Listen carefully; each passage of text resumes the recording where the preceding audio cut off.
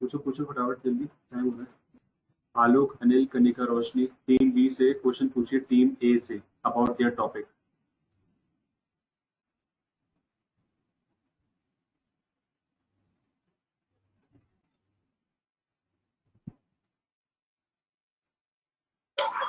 सबसे पहला tax system कहाँ पे आया था? ये जवाब है बेटा, ये कौन सी बात है? इजिप्ट में। आलोक, अपना क्वेश्चन रिपीट करेंगे आप? सबसे पहला टैक्स सिस्टम कहाँ पर आया था? सबसे पहला टैक्स सिस्टम इजिप्ट में आया था। आप टीम बी बताइए, जवाब सही है या गलत है?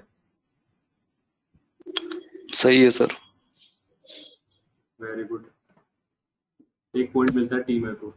नेक्स्ट क्वेश्चन टीम सी की तरफ से टीम ए के लिए, पूछिए।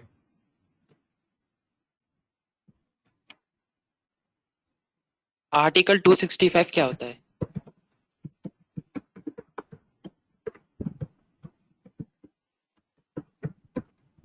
No tax shall be charged without the authority of law. Team C बताइए, जवाब सही है गलत है? Yes sir.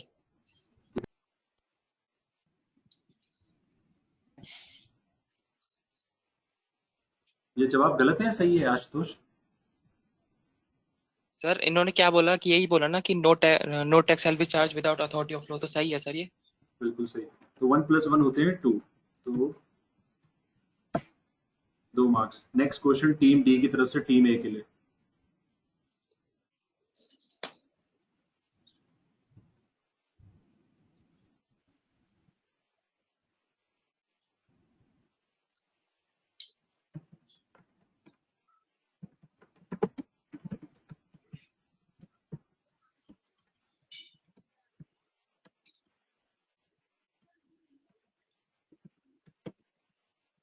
Hello hello hello, हाँ बोलो। सर, अब हमारी बारी है टीम डी की। हाँ बेटा, टीम डी की टीम ए से। हाँ टीम डी की बारी है टीम ए से। हाँ अच्छा, तो इंट्रोडक्शन टू टेक्स्ट में मेनली क्या क्या इंक्लूडेड है?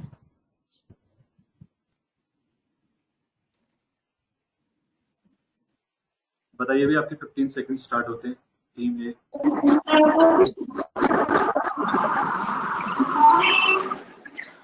इंट्रोडक्शन टू टैक्स में वैट इंक्लूडेड है, जिसका मतलब होता है वैल्यू एडेड टैक्स। और टैक्सेस में ये सब इंक्लूडेड है कि इंटरस्टेट और इंट्रास्टेट, ये सब भी इंक्लूडेड है। और उसकी definitions, valuation of goods included है।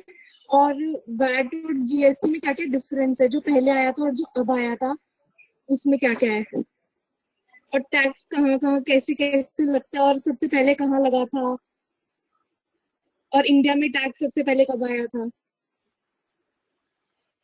बताइए भाई, टीम डी जवाब सही है गलत है? सर हाँ आयशा बोलो। Sir introduction to tax, about tax, tax की डेफिनेशंस, ये सब इंक्लूड है। डायरेक्ट ओके, आयशा कह रही है कि इंट्रोडक्शन टू टैक्स में सब कुछ इंक्लूडेड है, like definition of tax, direct tax, indirect tax. ठीक है, तो टीम डी बताएंगे कि ये क्या है। मैं तो कुछ नहीं बोलूंगा अभी, मैं कौन हूँ? टीम डी से संध्या ने पूछा था एक क्वेश्चन। संध्या, बताइए जवाब इनका सही है गलत है? हाँ जी सर, सही है। अब एक चीज ध्यान रखना आप लोग, अभी इंटरेस्टिंग चल रहा है, अभी पहले एक राउंड होने दो, तब मैं अगले राउंड में बताता हूँ। अब है टीम बी की बारी। टीम बी से आप क्वेश्चंस पूछेंगे इंट्रोडक्शन टू जीएसटी के बारे में, जिनका टॉपिक है। और पहला क्वेश्चन पूछेंगे टीम ए, फिर पूछेंगे team C and then team T. पूछिए team A.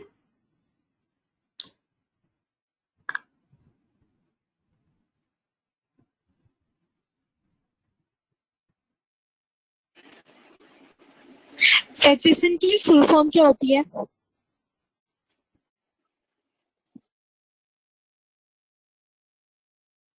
Harmonise system of nomenclature. Team A जवाब सही है। Okay, next yes question. Sir. Next question पूछेंगे team C. Why GST called a destination based tax? ओ तेरी, oh great great. बताइए team B.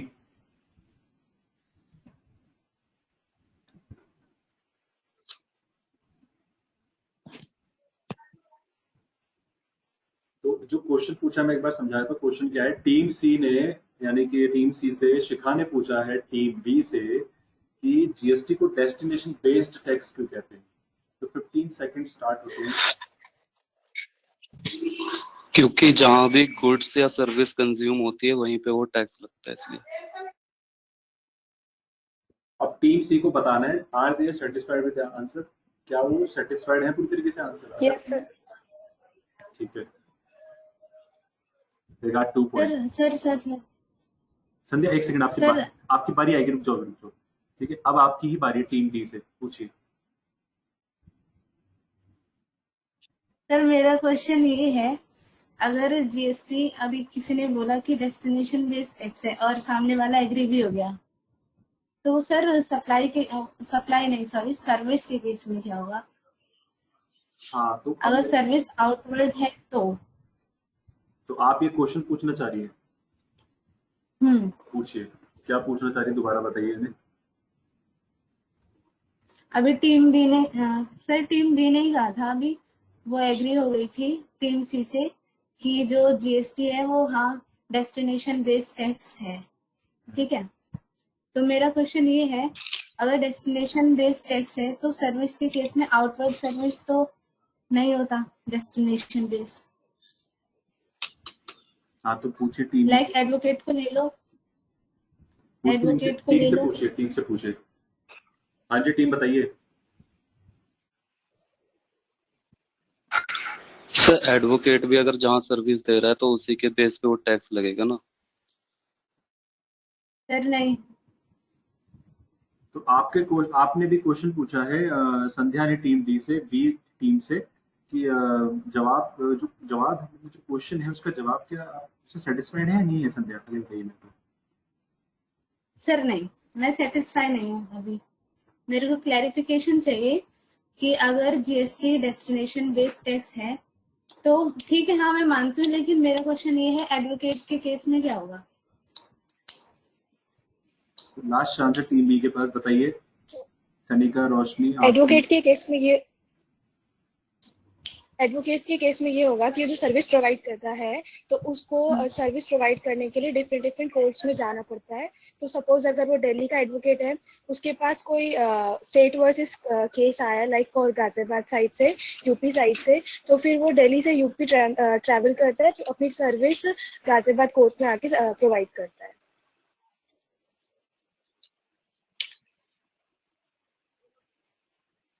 नहीं।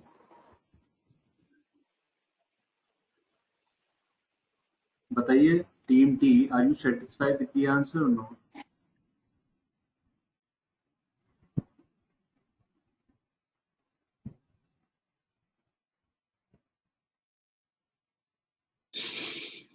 Sir satisfy तो नहीं है, क्लैरिफिकेशन चाहिए सही से। ठीक है, तो टीम बी को पॉइंट नहीं सर मिलेगा। एक मिनट, 1 सेकंड, इट्स डन। हमें तो क्वेश्चन, एक सेकंड, अगर आपके क्वेश्चन, देखो उनके पास आंसर है ना, आपको बस क्वेश्चन के जवाब देने हैं। ये रूल था पहला नियम, देखो नियम के अकॉर्डिंग हम चलेंगे। अगर आपके आंसर से टीम डी सेटिस्फाइड नहीं हुई, team D can be your interviewer also, team D can be your recruiter also, you can say like that. If they are not satisfied with your answer then you have to say कि भाई that's it, तो आपको point नहीं मिलेगा। आई am sorry, आपको अपनी turn का wait करना है और उनसे ट्रिकी क्वेश्चंस पूछने हैं, फिर हम उसको रियलिटी से कंसिडर भी करेंगे।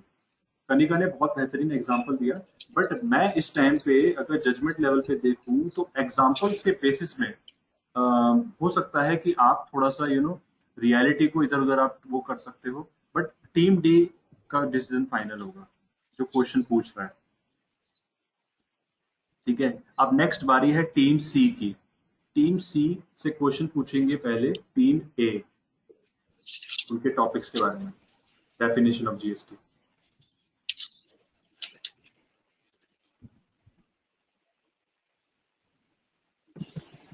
सर डेफिनेशन ऑफ जीएसटी में बस डेफिनेशन वगैरह वो पूछनी है ना? हाँ बेटा, जो जीएसटी की डेफिनेशन है, ऐसे गुड सर्विस एग्रीगेट टर्नओवर, जितना मैंने सप्लाई में पढ़ाया कंसिडरेशन टाइप में, वो सब। ओके सर, ठीक। बहुत वाइड है पूछना। आप लोग अभी क्या कर, मैं बताऊंगा अभी एक राउंड खत्म हो जाने तक, कर लो।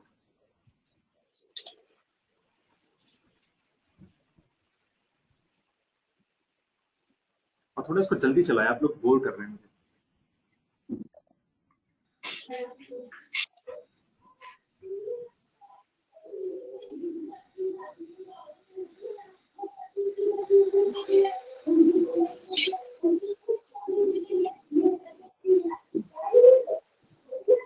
नहीं आ रहा है। पहले आप एक सेकंड में म्यूट कर रहा हूँ सबको। पहले आप डिसाइड कर लीजिए क्वेश्चन कौन पूछेगा फटाफट से। आयशा, ऋतिक, तुषार, शिवांगी, कांशा, आप से कौन क्वेश्चन पूछेगा? फटाफट से पूछे, खत्म करिए ना। आपने प्रिपेयर नहीं करा, इसका मतलब आज नहीं ना। मैंने 2-3 बार हिट किया था व्हाट्सएप पे।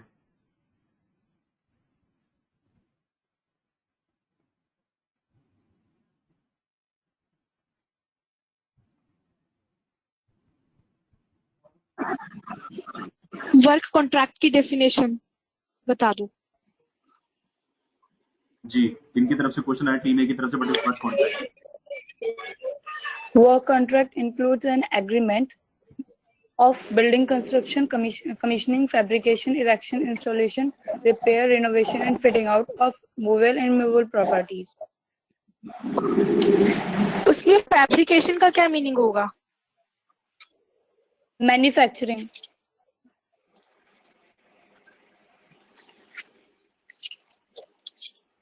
और movable और immovable. संध्या, अभी रुक जाओ, आपकी टर्न आएगी बेटा, रुक जाओ, अभी उनको पूछने दो। ओके सर, सही आंसर।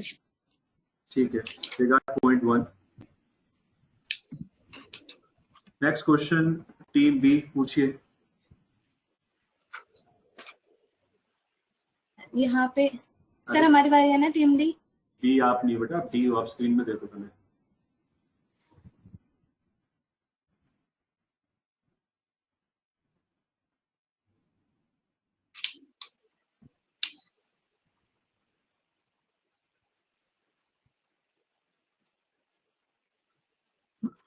Define business vertical.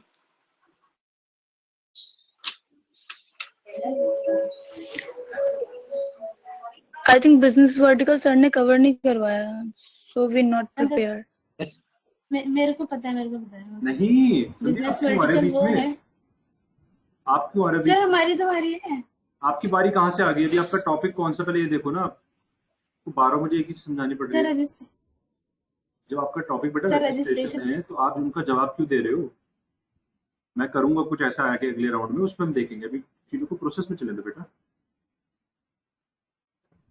जी, इन्होंने तो क्वेश्चन पूछा बिजनेस वर्टिकल। अब देखिए, मैंने पढ़ाया नहीं पढ़ाया दैट डजंट मैटर, मैंने नोट्स प्रोवाइड कर रखे थे। Now it's your turn. आप ऐसे एक्सक्यूज देके बच नहीं सकते हैं। और थोड़ा सा तो मैंने कवर भी किया था, मुझे याद है। सर बिजनेस वर्टिकल के अंदर मेनली 4 फैक्टर्स कवर्ड होते हैं, ठीक है। Nature of good and services, nature of production process, types of customers और मेथड ऑफ डिस्ट्रीब्यूशन, कि कौन सा मेथड ऑफ डिस्ट्रीब्यूशन अप्लाई किया जा रहा है गुड्स और सर्विस की सप्लाई के लिए। अब टीम बी, आप ऐसा बिजनेस वर्टिकल, एक चीज और समझ लो, जब कोई क्वेश्चन अगर पूछ रहा है, फॉर एग्जांपल अभी इन्होंने पूछा बिजनेस वर्टिकल, और जैसे अभी शिवांगी ने टीम ए से पूछा था question about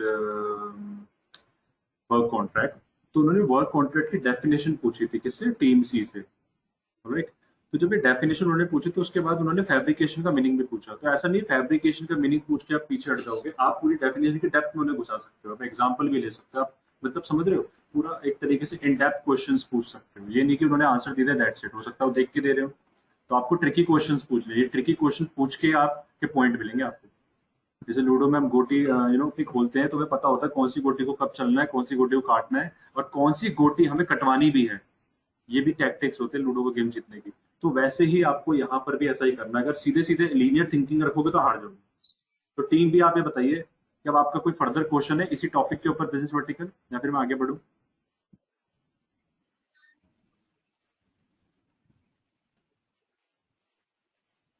Is banking or insurance included in this?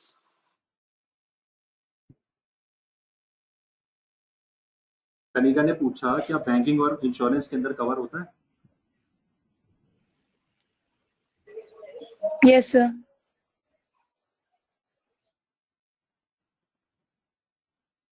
पूछते रहिए टीम भी, जब तक आप सेटिस्फाइड ना हो इसी टॉपिक के ऊपर।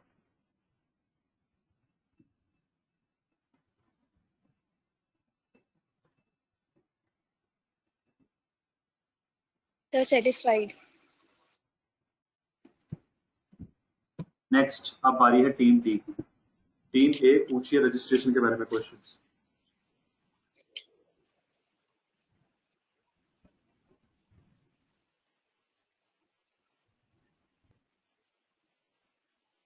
फटाफट से क्विक, तुमने तो question prepare Step of registration. Energy बहुत लो है ऋतिक यार। क्या consequences होंगे? सर पूछो। हाँ पूछो बेटा पूछो, एनर्जी के साथ पूछो। ऐसे ना ये आलोक और इनकी आवाज बिल्कुल पसंद नहीं है, आलोक और ऋतिक की। ये आप लोग करके आ रहे हैं, बिस्तर पे बैठ के आराम फरमा रहे हैं क्या अभी? बिल्कुल एनर्जी के साथ पूछिए, जैसे और लोग इन्वॉल्व हैं। पूछिए बेटा। What will be the consequences if GST registration is not done on time? It is under penalty. This question I am asking from penalty.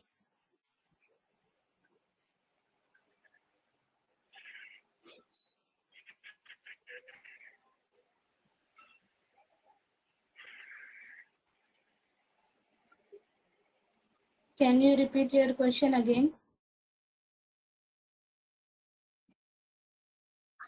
क्या consequences होंगे जब हम GST registration को टाइम पे नहीं करते?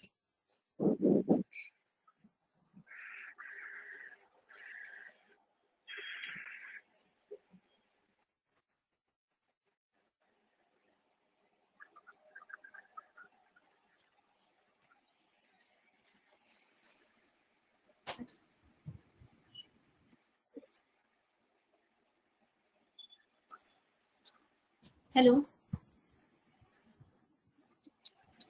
Hello. हेलो, वो रजिस्ट्रेशन कैंसिल हो जाएगा।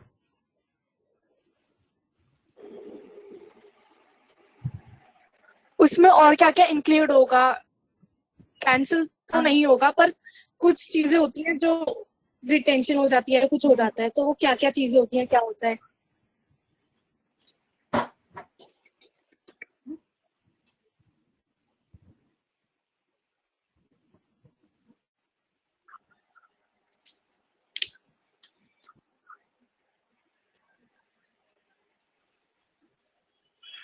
आप यही बोल रहे हैं ना? हेलो, हाँ पूछिए। आप यही बोल रहे हैं ना कि अगर हम हमारा रजिस्ट्रेशन रेस्ट हुआ था तो फिर क्या करेंगे? नहीं, अगर करेक्ट टाइम पे नहीं हो पाता। अच्छा, तो ऐसे कोई टाइम लिमिट नहीं है। हमारा रजिस्ट्रेशन नंबर, रजिस्ट्रेशन फॉर्म होता है, फॉर्म नंबर 3। आपको उसके अंडर में जो भी हमारे मतलब जो भी हमारे फॉर्म रहते हैं, या फिर जो भी हमारा कुछ भी रह जाता है जो हम नहीं कर पाते, तो वो उसके फॉर्म 3 में आ जाता है कि आप ये सबमिट करिए। डिपार्टमेंट फॉर्म नंबर 4 में आपको फिल करना होता है सारी formalities. No, I am not satisfied.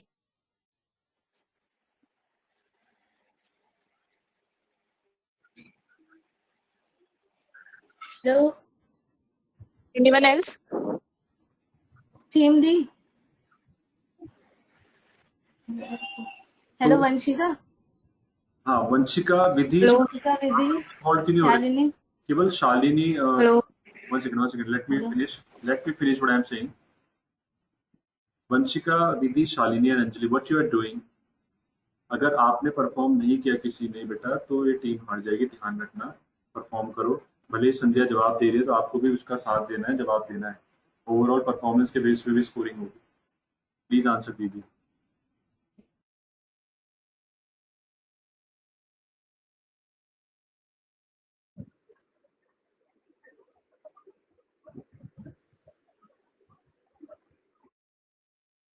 Hello hello sir. हाँ बोलो बेटा। सर यहाँ पे अगर मेरे को आंसर नहीं पता उस क्वेश्चन का तो क्या मैं पूछ सकती हूँ सामने वाले से, जिसने मेरे से क्वेश्चन पूछा था? आप मुझसे क्या पूछेंगे? आंसर? सर इसमें डिपार्टमेंट हमें नोटिस भी तो इशू करेगा। उनका क्वेश्चन सिंपल है, वो ये कह रही है कि अगर रजिस्ट्रेशन आपका अगर आप कुछ ऐसा करते हैं यहाँ पे कि रजिस्ट्रेशन आपका कैंसिलेशन की तरफ जा रहा है तो व्हाट विल हैपन, मतलब आपने अगर प्रोसेस को फॉलो नहीं किया। तो मैंने आंसर दिया तो कि फॉर्म नंबर 3 में उसमें सारे वो आ जाते हैं, जो भी हमारे रिजेक्शंस होते हैं फॉर्म नंबर 3 में आते हैं, तो फॉर्म नंबर 4 में हमें उसको सारा फिल करना पड़ता है, उसको करेक्ट करके। फिर फॉर्म नंबर 6 हमारा फाइनल है। तो फॉर्म नंबर जो 6 है क्या वो अप्लाइड होगा? टीम ये बताएगी भाई, टीम ने पूछा है क्वेश्चन क्योंकि उनके पास आंसर था। सर मेरा क्वेश्चन ये था कि अगर टाइम पे नहीं वो रजिस्टर कर पाए तो ऐसी कुछ चीजें होती हैं स्पेसिफिकली जिनको मतलब डिटेन कर लिया जाता है या कुछ चीजें क्लेम नहीं हो पाती हैं, ऐसी वो क्या चीजें हैं जिनको नहीं कर सकते? फिर वो ये कह रही है कि अगर इन्होंने, आप ये कह रहे हो ना कि अगर टाइम से नहीं किया तो हमसे कुछ पावर्स ले ली जाएंगी, something like that. Yes sir. बताइए भाई। संध्या, टाइम अप हो रहा है। Sandhya, Vanshika, Riddhi, Shalini, Anjali. Sir I think TRN दोबारा जनरेट करना पड़ेगा, फिर उसको दोबारा करना पड़ेगा।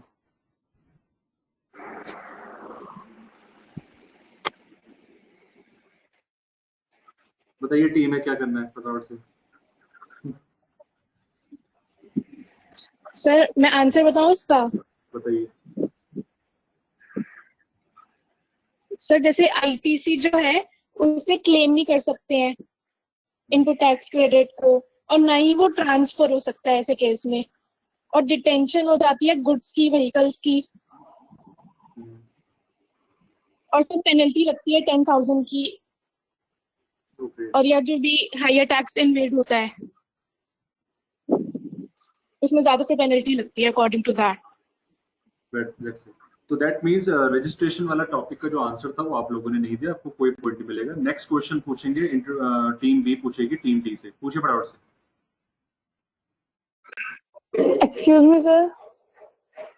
शिखा।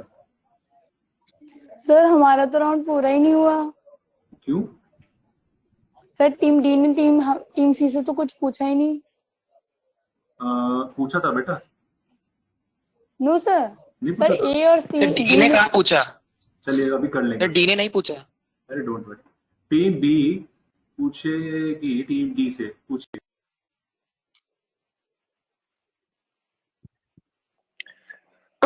इंडिया में मैं पूछ सकती हूँ क्वेश्चन? हाँ पूछो। Okay thank you. इंडिया में जीएसटी लिमिट कब हुआ था? I mean sorry GST limit India में क्या है? Hello hello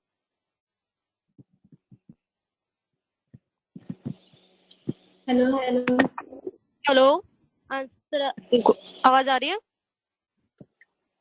hello hello. Hello yes आवाज आ रही है। Hello hello. हाँ हाँ जी आवाज आ रही है। Hello what is hello. GST limit in India? थोड़ी वॉइस ब्रेक हो रही है। What is GST limit in India?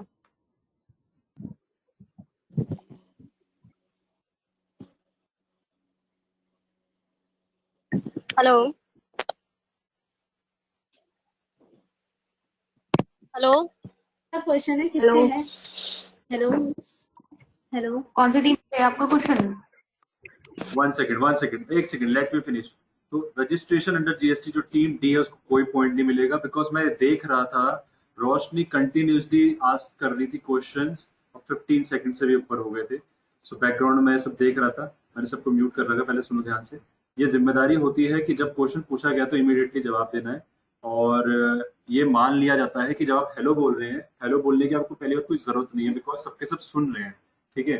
तो रोशनी ने कंटिन्यूसली 3-4 बार बोला, देन उसने भी बोला कि मैंने क्वेश्चन पूछा है, बट स्टिल सर मैंने हेलो हेलो बोला था। नहीं, हेलो नहीं बोला था आपको बेटा, हेलो क्यों बोलना है, सिंपल सा पॉइंट है। जब सबके सब सुन रहे हैं उसमें हेलो बोलने की जरूरत नहीं है, ये भी मीटिंग का एक रूल है, ठीक है।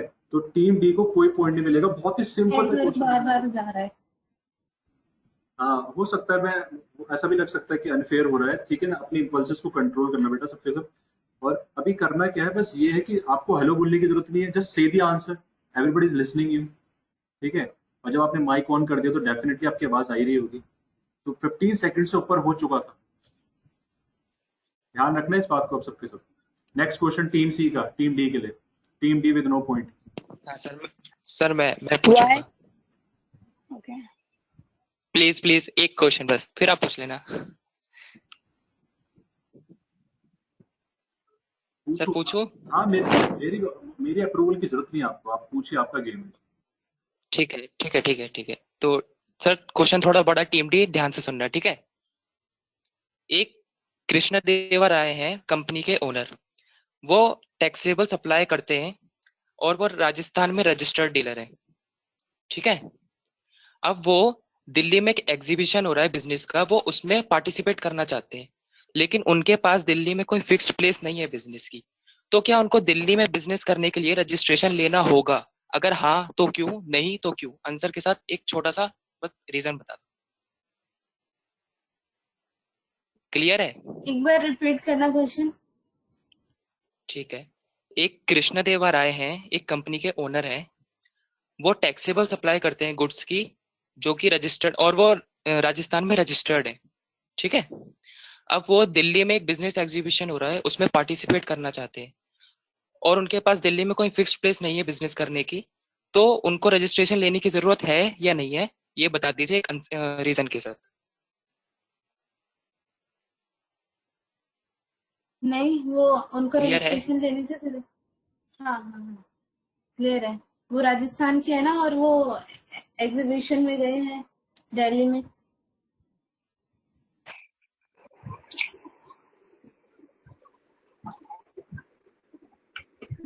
हेलो, तो आंसर क्या है इसका? तो आंसर ये है कि उनको रजिस्ट्रेशन करवाने की जरूरत नहीं है, क्योंकि वो ऑलरेडी क्यों? राजस्थान से रजिस्टर्ड है और यहाँ पे वो सिर्फ एग्जीबिशन के लिए आए हैं। हाँ। तो बिजनेस एग्जीबिशन के लिए आए हैं, हाँ जी। नहीं है। मतलब इधर वो बिजनेस पर्पस से आए हैं। हाँ, बिजनेस पर्पज से आए हो तो तो नहीं है कोई मतलब? बात नहीं। हाँ, रजिस्ट्रेशन नहीं, क्योंकि उन्होंने ऑलरेडी एक जगह पे ले रखा हुआ। तो फाइनल हो गया? हाँ, या फाइनल। सर गलत है सर आंसर इनका। हाउ? सर बता दो आंसर। अरे आपको बोलना है, मैं आपका कॉल है ये, आपको कन्वर्सेशन। सर उन्होंने तो सर बोल दिया ना गलत है। सर मैंने तो कह दिया गलत है, अब उनको नहीं आ रहा, वो मुझसे पूछ रहे हैं, तो सर मैं आंसर बता दूं, उन्होंने मान लिया गलत है। तुम हाइपर क्यों हो रहे थे? क्या हो गया? आराम से, रिलैक्स। तो सर अरे सर मैं बता रहा हूँ, सॉरी। हाँ, बताओ, आराम से बताओ, इसमें मेरे को अप्रूवल की जरूरत नहीं, मैं बैकग्राउंड में सब सुन रहा हूँ। आप हेलो भी मत बोलो मुझे, और ना किसी को हेलो बोलने की जरूरत। तो उनको, ठीक है, तो उनको रजिस्ट्रेशन लेने की जरूरत है as a casual taxable person, क्योंकि कैजुअल टैक्सेबल पर्सन वो होता है जो एक स्टेट से दूसरे स्टेट में जाता है बिजनेस पर्पस के लिए, जिसके पास कोई फिक्स्ड प्लेस ऑफ बिजनेस नहीं होता। और क्वेश्चन में साफ लिखा है वो रजिस्टर्ड है, लेकिन वो दूसरे स्टेट में जा रहा है बिजनेस पर्पस के लिए, और मैंने कहा था उसके पास कोई फिक्स्ड प्लेस नहीं है दिल्ली में, तो उसको रजिस्ट्रेशन लेना होगा। हाँ, उसको पक्का रजिस्ट्रेशन नहीं लेना होगा दिल्ली में, लेकिन as a casual taxable person वो थोड़े टाइम के लिए, जब तक बिजनेस करेगा वहां टैक्सेबल होगा, उसके बाद वो उसको लीव कर सकता है। बट वो यहाँ पे एग्जीबिशन के लिए आए हैं ना, कोई बिजनेस पर्पस तो नहीं है ऐसा? मैंने कहा था बिजनेस एग्जीबिशन के लिए आया है और उसके पास कोई फिक्स प्लेस नहीं है यहाँ पे बिजनेस करने के लिए। मैंने 2 बार बोला था बिजनेस, मैंने आपको दोबारा भी हिंट दिया था बिजनेस। तो इट डजंट मीन कि वो रजिस्टर्ड। इस केस में तो आरसीएम भी अप्लाई हो सकता है। आरसीएम की बात ही नहीं है। मैं इस क्वेश्चन में आरसीएम था, लेकिन देखिए आरसीएम जब होता है जब वो क्या बोलते हैं, जब सप्लायर वो रेसिपिएंट जो होता है वो टैक्स पे करता है। मैंने उसको ये नहीं बोला कि वो सप्लाई अंडर आरसीएम करता है, मैंने बस उसको इतना बोला आपको कि वो बिजनेस एग्जीबिशन के लिए आया है, नॉर्मली टैक्सेबल सप्लाई करता है, वो राजस्थान में वहां रजिस्टर्ड है, लेकिन वो दिल्ली में आया बिजनेस एग्जीबिशन के लिए, उसके पास फिक्स प्लेस नहीं है, तो वो कैजुअल टैक्सेबल पर्सन की कैटेगरी में फॉल हो गया, इसलिए उसको रजिस्ट्रेशन लेने की जरूरत है। अगर वो नॉर्मली राजस्थान से बिजनेस करता है तो उसको रजिस्ट्रेशन लेने की जरूरत नहीं है, क्योंकि मैंने क्वेश्चन में इंटर और इंट्रा मेंशन नहीं करा, तो उसको लेने की जरूरत है क्योंकि उसके ऊपर कैजुअल टैक्सेबल पर्सन का प्रोविजन अप्लाई होता है। लेकिन इसमें तो आरसीएम में लग सकता है ना। आरसीएम की बात ही है, जब मैंने कहा आरसीएम की बात ही नहीं है। रेसिपिएंट आरसीएम तो जब लगता है ना, जब अच्छा ठीक है आरसीएम लगाने के लिए भी उसको रजिस्टर्ड होने की जरूरत नहीं है, लेकिन मैंने क्वेश्चन वो था ही नहीं, कैजुअल टैक्सेबल पर्सन की कैटेगरी में फॉल हो रहा था वो। मैंने उसको ये नहीं बोला कि वो दिल्ली में आके सप्लाई करता है अंडर आरसीएम। अगर मैं ऐसा बोलता तो आप कह सकती थी कि हाँ ठीक है तो उसको रजिस्ट्रेशन लेने की जरूरत नहीं है, लेकिन मैंने आरसीएम कहीं स्पेसिफाई नहीं करा है, इसका मतलब उसको रजिस्ट्रेशन लेने की जरूरत है। ये भी तो देखिए ना, अगर मैं बोलता कि वो दिल्ली में आ रहा है बिजनेस एग्जीबिशन के लिए और कस्टमर को आरसीएम के अंडर सप्लाई कर रहा है तो ठीक था आपका आंसर, लेकिन बताइए आप।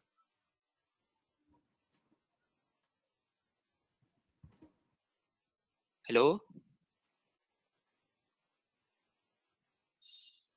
हेलो, आवाज नहीं आ रही क्या मेरी? मुझे लगता है आशुतोष के लिए हेड्स ऑफ, बिल्कुल बहुत बढ़िया तरीके से क्वेश्चन, यही मैं चाह रहा था कि ऐसे ऐसे क्वेश्चंस पूछने। देखो आपका टॉपिक है, उसके लिए तो आप प्रिपेयर रहिए कि क्या क्या क्वेश्चन पूछे जा सकते हैं, और यही इंटरव्यू की स्किल्स होती है। अपने टॉपिक का प्रिपरेशन करने का मतलब ये नहीं कि पूरा लॉ रट लिया समझ लिया। ये भी होता है कि सामने से कोई भी केस स्टडी अगर आ सकती है, क्वेश्चनिंग आ सकती है, तो उसका जवाब देना बिल्कुल कॉन्सेप्ट के थ्रू, और अपने टॉपिक दूसरे के टॉपिक के भी क्वेश्चनिंग के थ्रू आंसर देना। राइट नाउ मेरे को ऐसा लगता है आशुतोष इज फीलिंग लाइक बहुत अच्छा फील कर रहा होगा, क्योंकि उसको ये पता था कि जवाब क्या है और एक थ्रिल है, और उसने वो एक्सप्लेन भी किया। ठीक है, तो that is what I am talking about, ये होना चाहिए था। और क्योंकि इन्होंने एक्सप्लेनेशन के साथ आंसर दिया है टीम सी ने, तो दैट इज वाई मैंने बोला था कि अगर वो आंसर जवाब नहीं दे पाते तो पॉइंट मिलेगा, that's why they got 1 point extra. Well done. पढ़ते हैं अब आगे। अब रीजन मैंने टीम बी को पॉइंट क्यों नहीं किया, हाँ बोलो। सर मेरा क्वेश्चन टीम डी से है, मेरे टीम से। पूछो पूछो। हेलो हाँ पूछो, आपकी टीम है हेलो बेटा। वंशिका विदेश हाँ जी। हाँ। भाई कहाँ पे हो, आंसर तो दे दो। आपकी टीम है संध्या, आप लोग वेदर इट इज राइट और रॉन्ग। हेलो वंशिका विधि, शालिनी हाँ अंजलि, जी। यार आंसर तो दे दो, कम से कम आंसर तो दे दो यार।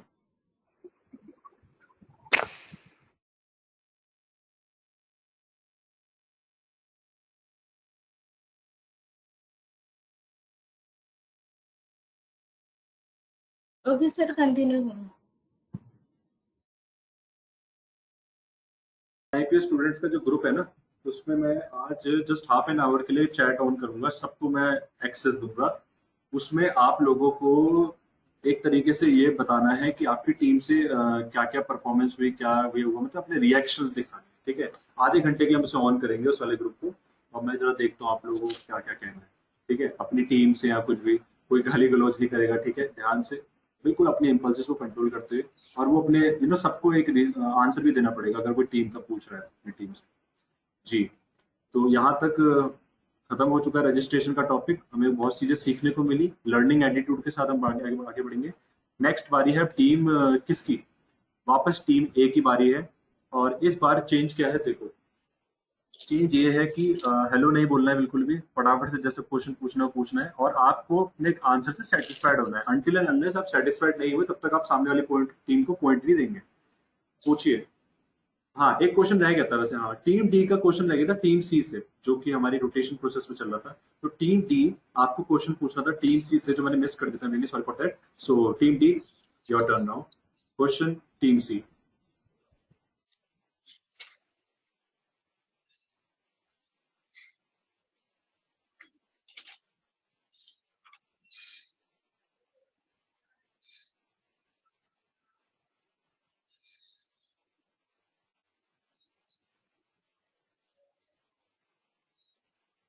हेलो हाँ बोलिए। Who is the chairman of GST?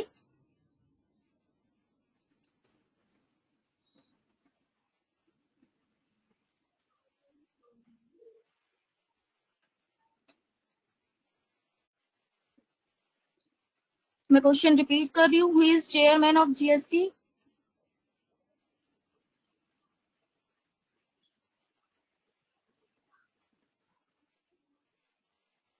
Fifteen seconds are done. Team D, you got 1 point. Well done.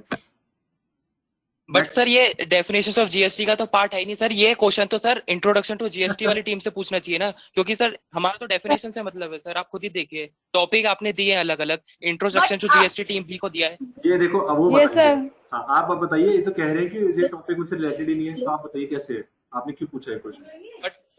But sir Arun Jaitley. हमारा तो डेफिनेशन आंसर नहीं। वो हम हेलो सर हमें answer Hello? Sir it doesn't mean, but sir आपने topic दिया है particular team को तो सर उसी से पूछे ना, हमारा डेफिनेशन है ये आपने क्लियर कर दिया था सर।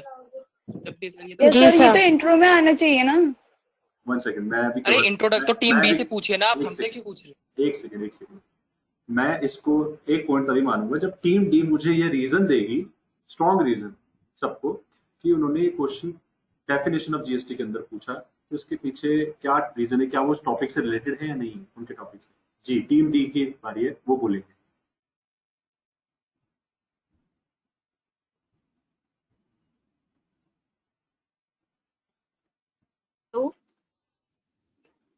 हेलो बोलिए। सर जीएसटी से रिलेटेड है, उसके अलग तो नहीं है। डेफिनेशंस ऑफ जीएसटी के अंदर है ये, उसके अंदर आता है ये। और सर अगर हम यहाँ पे डेफिनेशन पूछेंगे ना तो फिर हो नहीं पाएगा तब। किसने बोला डेफिनेशन पूछनी बेटा? डेफिनेशन पूछने का तो बात ही नहीं है। देखो सर यहाँ पे लिखा हुआ है ना डेफिनेशन ऑफ जीएसटी, पहले मेरी बात सुनो। तो वो तो देख कर ही बोलेंगे फिर। आप मेरी बात आराम सुनो। आपका टॉपिक रजिस्ट्रेशन अंडर जीएसटी था या नहीं था, पहले मुझे बताओ। हेलो, टॉपिक था ना ये? ठीक है। टीम सी से आशुतोष ने जो हाँ जी आपसे सर। आशुतोष ने टीम सी से जो आपसे क्वेश्चन पूछा, ठीक है ना, आपकी टीम से जो क्वेश्चन पूछा, उन्होंने कहीं पे भी डेफिनेशन या रजिस्ट्रेशन का कोई भी फॉर्म नंबर नहीं पूछा, क्योंकि ये ऑब्वियस सी बात है। अभी आप लोग नोट्स, कॉपी, क्वेश्चन सब लेकर बैठे हुए होंगे, समझ रहे हो, यानी कि क्वेश्चनिंग घुमा फिरा के करनी है। अब आप कह रहे हो कि ये उससे रिलेटेड है, उससे रिलेटेड, तो एक चीज ये भी कर लो कि डेफिनेशन ऑफ जीएसटी का मतलब ये नहीं कह रहा हूं मैं कि गुड्स की डेफिनेशन पूछनी, सर्विस की। आपको केस स्टडी लेवल पे पूछना है, जो मैंने पढ़ाया उससे भी घुमा फिरा के पूछ सकते हो। वो आपने कराया होगा 3 दिन में प्रिपेयर, मैंने जो भी टाइम दिया था वो प्रिपरेशन दिख रही है। तो अब आपके पास कोई रीजन है कि आपने क्वेश्चन पूछा है तो डेफिनेशन ऑफ जीएसटी के अंदर ये लाई करता है? अगर आपके पास रीजन स्ट्रॉन्ग है, then I am going to give you 1 point.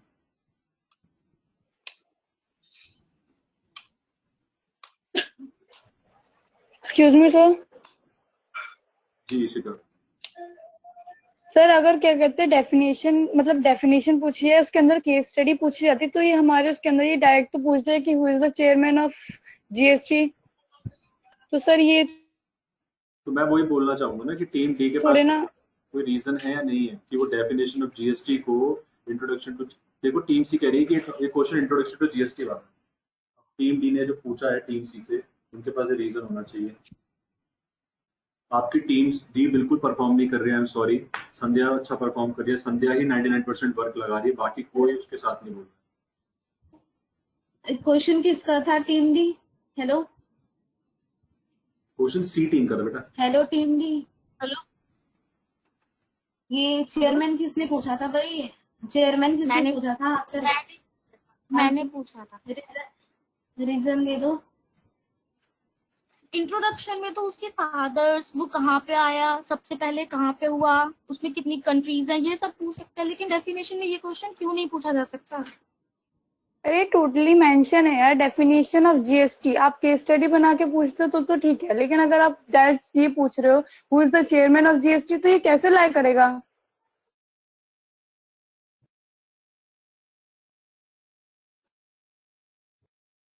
तो इसका मतलब ये निकल के आता है, मैं आगे बढ़ाता हूँ सेशन को, ज्यादा लंबा खींच, इसका मतलब ये निकल कर आता है सिंपली कि क्वेश्चन हम घुमा फिरा के अगर पूछ रहे तो ये भी ध्यान रखना है कि टॉपिक का है नहीं। तो team B, I am sorry, उनका ये कहना है और आपके पास रीजन नहीं है कि ये क्यों क्वेश्चन इससे लाई करता है। सो नेक्स्ट बारी है टीम ए की, उनसे क्वेश्चन पूछेंगे B, C and D. Team B आपकी बारी, पूछिए इंट्रोडक्शन टेक्स्ट पैटर्न क्वेश्चन।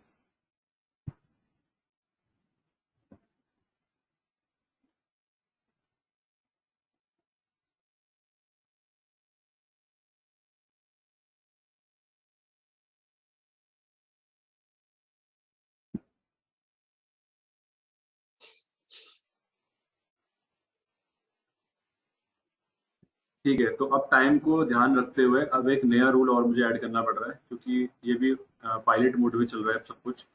तो नया रूल ये है कि अगर 15 सेकंड्स के अंदर किसी टीम ने क्वेश्चन नहीं पूछा तो सामने वाली टीम को एक पॉइंट मिल जाएगा, और 15 सेकंड्स के अंदर अगर उन क्वेश्चन का आंसर नहीं मिला, ठीक है ना, तो उस पॉइंट को नंबर मिल जाएगा जिसने क्वेश्चन पूछा।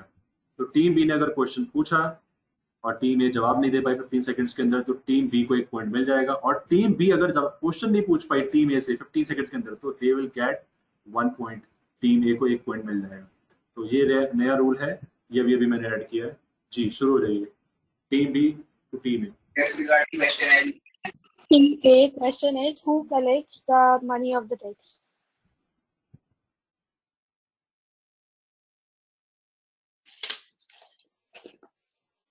Ministry of Finance.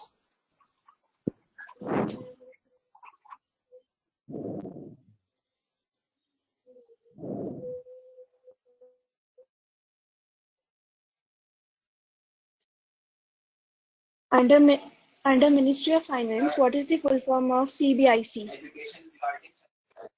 Central Board of Central Board of Indirect System.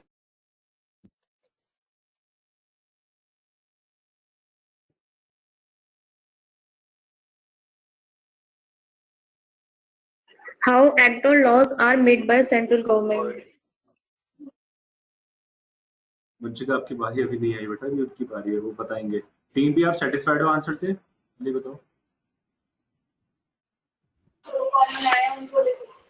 Yes. Team सी, आपको पूछना है टीम ए से 15 seconds. Which country achieved the title of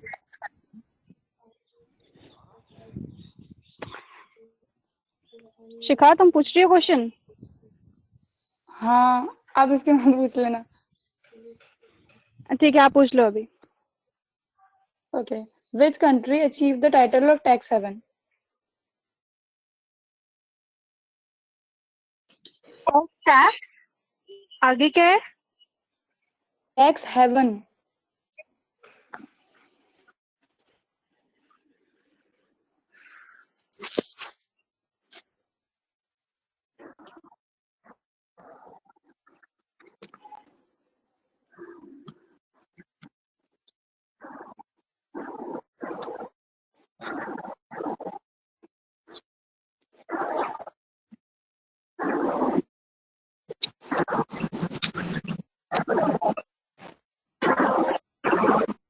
Time up, time up, time up, time up, time up.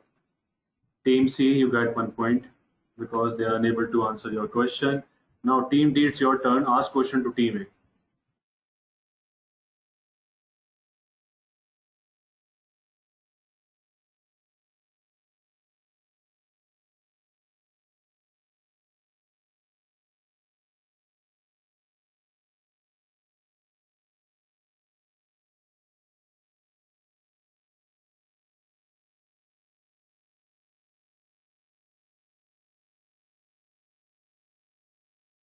Team D, आपने question नहीं पूछा, 15 seconds होने वाले हैं, खत्म।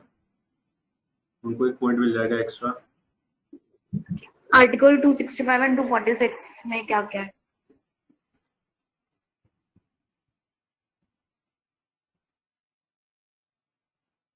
आर्टिकल 246 में डिफाइंस 3।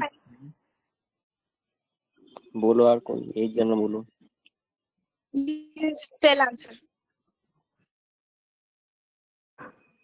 आर्टिकल 256 में defined 3 list to charge tax करती हैं। यूनियन लिस्ट, स्टेट लिस्ट और कॉन्करेंट लिस्ट। और आर्टिकल 265 में non tax shall be charge without the authority of law. ये तो पूछ ली।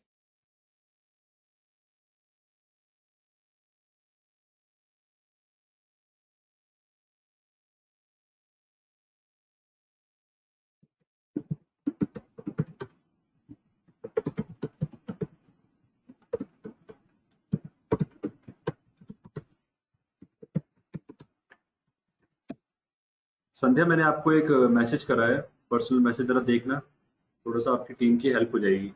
आप लोग शायद इस चीज को देख नहीं रहे हो, ठीक है? देखो जरा।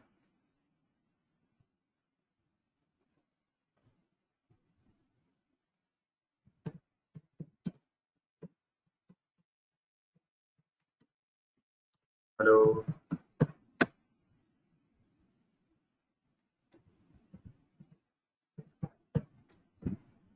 हाँ जी सर, देख लिया।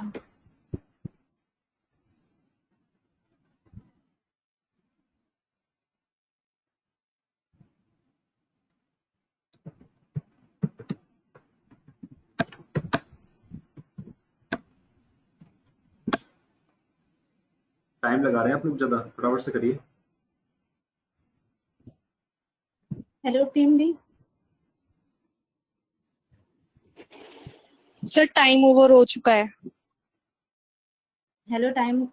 Time. Hello team team D. वो अपनी टीम से बात। अरे आंसर से सेटिस्फाई हो। उसकी टीम एक्टिंग नहीं कर रही, उसके साथ पता नहीं क्या घोची टीम है। मुझे नहीं पता था ऐसे निकलेंगे। अंजलि, शालिनी, विधि, अंशिका सब ऐसी है।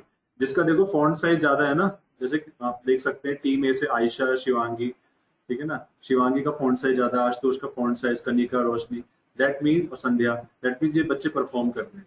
और जिनका फॉन्ट साइज कम है नाम पे, इसका मतलब वो अभी उभर के नहीं आया बाहर। कुछ को तो इतना छोटा है, दिख ही नहीं रहा। ठीक है, तो डन। टीम ए को मिलता है 1 पॉइंट, दे दूं?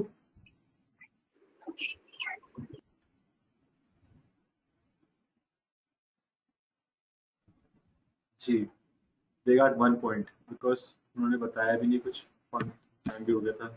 नेक्स्ट है, पारी है टीम बी की। टीम बी से क्वेश्चन पूछेंगे टीम ए। पूछिए।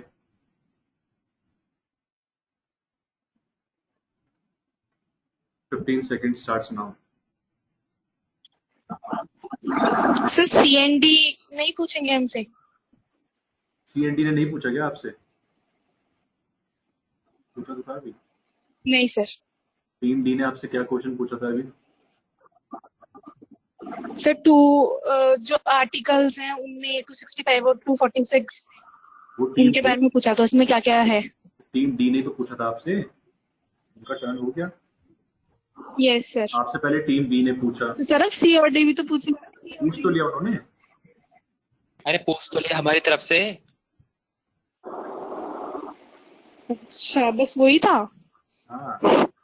ओके सर, ठीक है। यार तुम लोग पता नहीं बहुत धीरे चला रहे हो प्रोसेस को, बहुत फास्ट चल सकती है। ठीक है, टीम बी से क्वेश्चन पूछेंगे team A.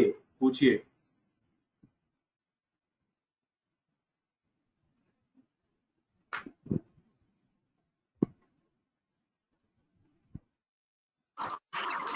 Who is the head of GST Council?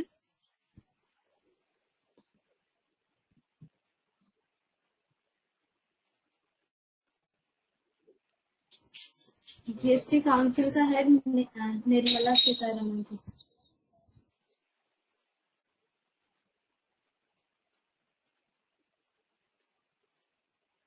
Answer बता दिया मैंने। संध्या, आपने क्यों जवाब दिया पहले? सर टीम डी ने आंसर दे दिया। क्यों दिया बेटा? टीम बी आंसर दे रही है, हेड ऑफ। वॉइस ब्रेक हो रही है, वॉइस ब्रेक हो रही है।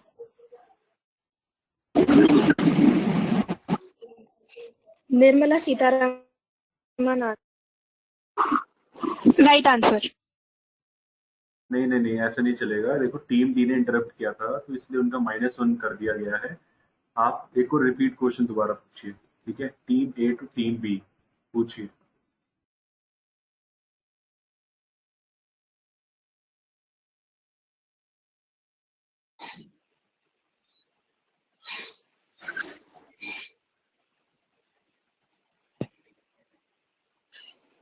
सर हमें फिर से पूछना है? जी बोला ना मैंने, पूछो।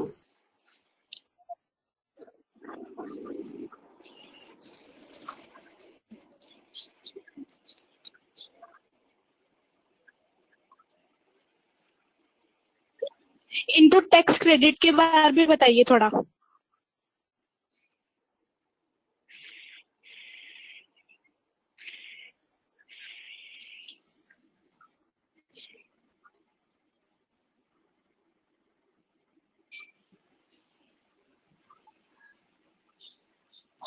सेल्स के टाइम पे जो हमने टैक्स पे किया होता है उससे हमें रिड्यूस मतलब करने का मौका मिलता है परचेज के टाइम पे।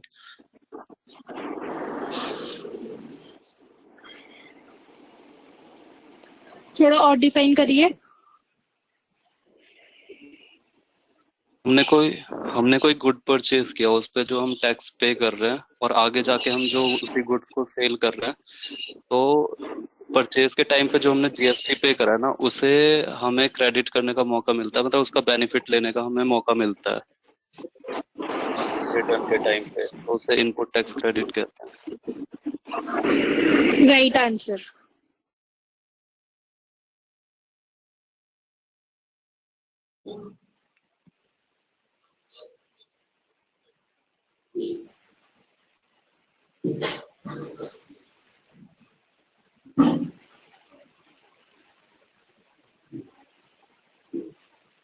बेटा मेरे अप्रूवल की जरूरत नहीं है, पूछो। Team C to team B, पूछो ये भाई। अच्छा ओके। क्या जीएसटी में cross utilization of credits between good and services allowed है या नहीं है?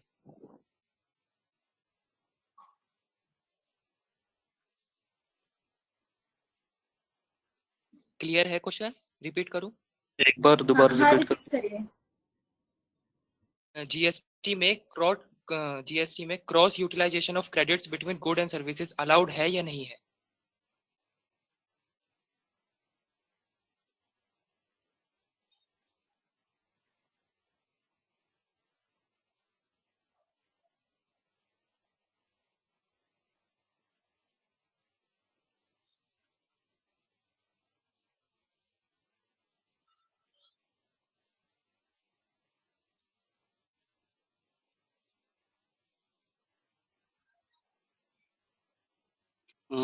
अलाउ है। सर टाइम अप हो चुका था सर, अब आप तो बोले नहीं सर आपने। ठीक है, अगर अलाउ है तो उसका एक रीजन दे दीजिए छोटा सा, मतलब कैसे कैसे होता है और क्या क्या प्रोसेस होती है क्रॉस यूटिलाइजेशन की। मतलब कि उसमें सीजीएसटी और एसजीएसटी का जो भी होता है उसे आईजीएसटी में यूटिलाइज कर सकते हैं। क्या सीजीएसटी और एसजीएसटी को टुगेदर में मतलब यूटिलाइज कर सकते हैं एक दूसरे के साथ? हाँ, मतलब सीजीएसटी और एसजीएसटी को एक साथ, हाँ। या तो हम सीजीएसटी को आईजीएसटी के साथ यूटिलाइज कर सकते हैं, या तो एसजीएसटी को आईजीएसटी के साथ कर सकते हैं। सीजीएसटी और एसजीएसटी को एक साथ यूटिलाइज नहीं कर सकते। ठीक है।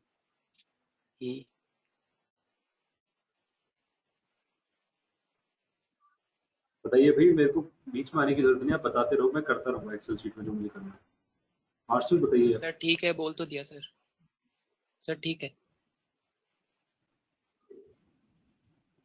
बोल तो दिया मतलब क्या होता है? मैंने 10 बार एक बात बोली तो मैंने तो निकाल कर भी बोल तो दिया है ना। Don't say like that.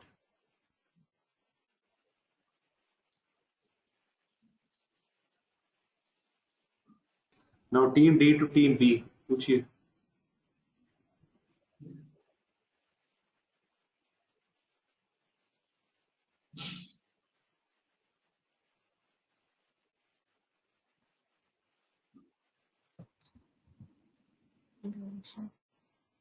Hello team team B. हाँ बोलो। थोड़ा सा इंट्रोडक्शन दे दीजिए अपने टॉपिक का। जीएसटी कहाँ से आया, कैसे आया, कितना टाइम लगा था? And why GST?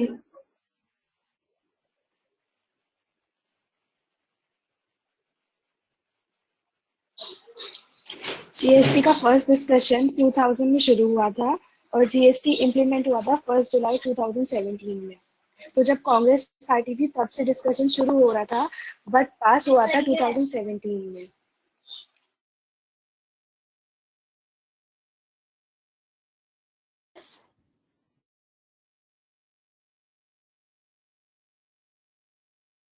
Hello team B.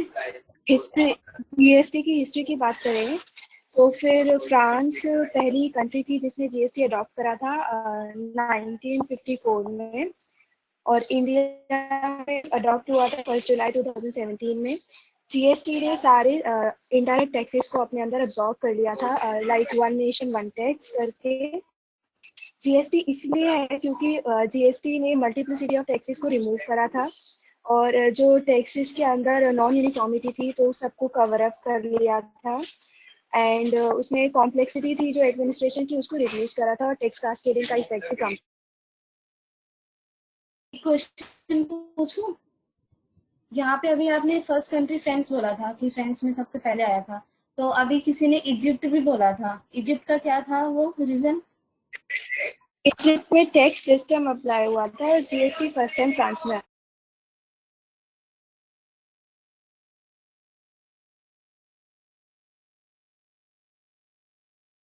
France में पहले आया था, फिर उसके बाद इजिप्ट में अप्लाई हुआ था।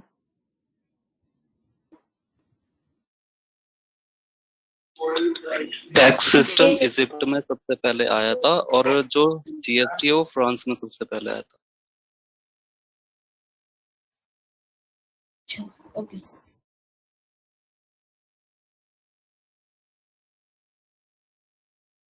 ओके ठीक है, सेटिस्फाई हूँ।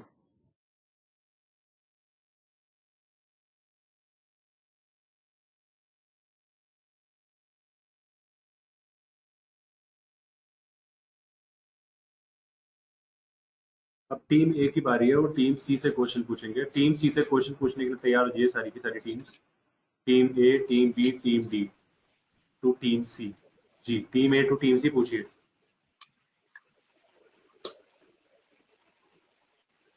Mix supply and composite supply में 2 डिफरेंसेस बताइए।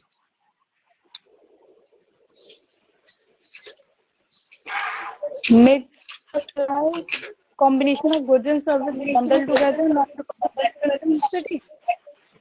And composite supply is combination of goods and service bundled together because of natural necessity. और जो मिक्स सप्लाई होता है उसमें हम जो क्या कहते हैं ग्रेटेस्ट, मतलब दो कॉम्बो जो प्रोडक्ट का होता है उसमें जो ग्रेटेस्ट कहते हैं जिसके टैक्स रेट होता है वो अप्लाई होता है, और जो कंपोजिट सप्लाई में जो प्रोडक्ट होता है उस पर डिपेंड होता है।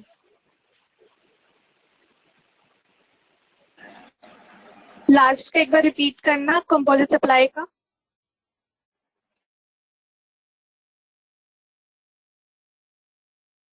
वॉइस ब्रेक हो रही थी।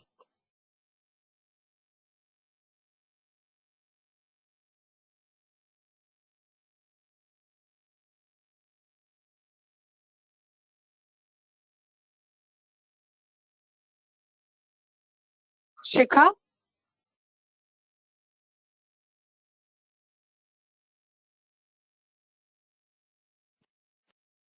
उसने बोला था कि जो मिक्स सप्लाई में जैसे कोई कॉम्बिनेशन बनाया जाता है तो वो प्रोडक्ट की हम हाईएस्ट टैक्स रेट लेते हैं। जैसे हमने एक कॉम्बिनेशन बनाया 4 चीजों का, तो हम उस पे मिक्स सप्लाई पे वो टैक्स रेट अप्लाई करेंगे जो उन चारों गुड्स में से सबसे हाईएस्ट होगा। और कंपोजिट सप्लाई में ऐसा नहीं होता है, क्योंकि कंपोजिट सप्लाई नेचुरल बंडल होता है। और कंपोजिट सप्लाई में प्रिंसिपल सप्लाई को क्या कहा जाता है? Predominant supply. Right answer.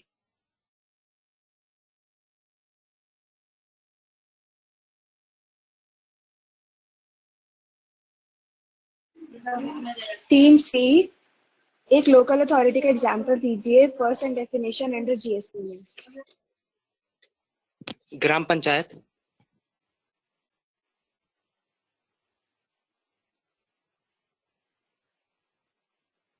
नगर निगम। ओके,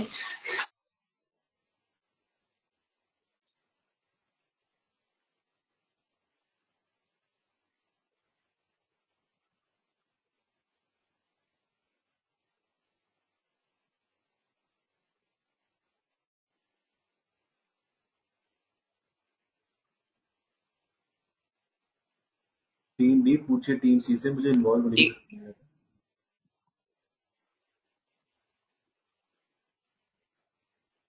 सर टीम डी की बारी है। हाँ टीम डी की। ओके ठीक है, तो मेरे को सप्लाई की डेफिनेशन क्लियर करिए। उसमें मेनली प्लेस ऑफ सप्लाई और लोकेशन ऑफ सप्लायर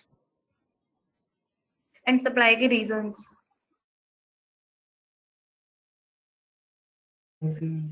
एक बार क्वेश्चन रिपीट करना। सप्लाई की डेफिनेशन और place of supply, location of supplier, और एक और चीज है कि चलो पहले इतना रीजन से।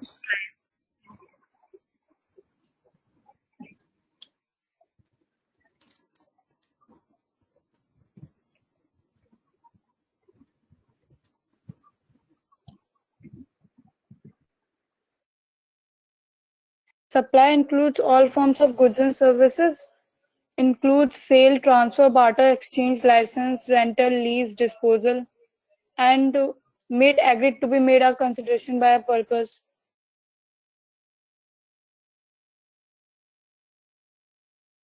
और टू बी एग्री, इसका क्या मतलब है? मेरे को थोड़ा सा लेमैन लैंग्वेज में बताइए।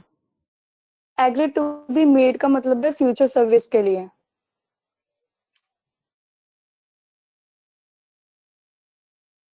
लोकेशन ऑफ सप्लाई, वैसे मेरे को ज्यादा बहुत क्लियर नहीं हुआ, आप एक बार थोड़ा दोबारा बताइए। सप्लाई इंक्लूड करता है सेल्स को, बार्टर सिस्टम को, लाइसेंस को, लीज को, डिस्पोजल को, एक्सचेंज को, और वो सारी ट्रांजैक्शंस जो फ्यूचर बेसिस पे होती हैं, जिसे हम agree to.